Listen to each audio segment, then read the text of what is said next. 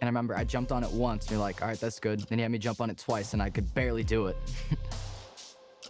When I look back at how we started, it was really just about how much effort was everybody willing to put in to get to a result.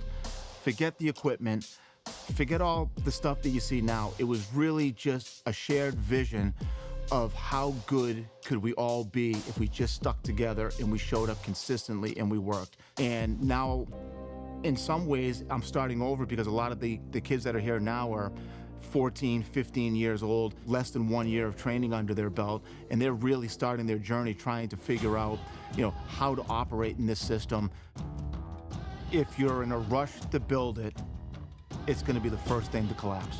The thought process and the process now has to be, it has to go all the way back to the basics, and I didn't fully understand that.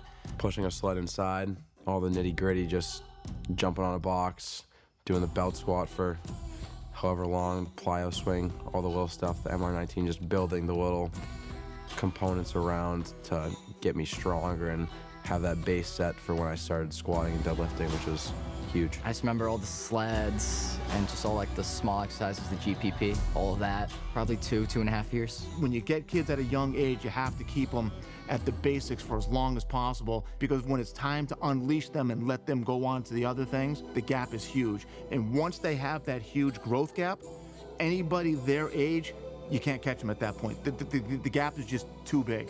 You can't really compare me to most kids my age. Like, I'm smaller, and then I'm just as strong as everybody else, and then I'm way faster than everybody else, too.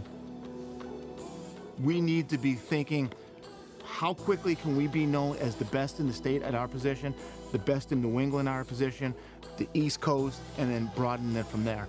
And it starts with the 12 and the 13-year-olds. Him as a little boy had big boy dreams. Yep. Right? You even had a big boy with big boy dreams. Yep.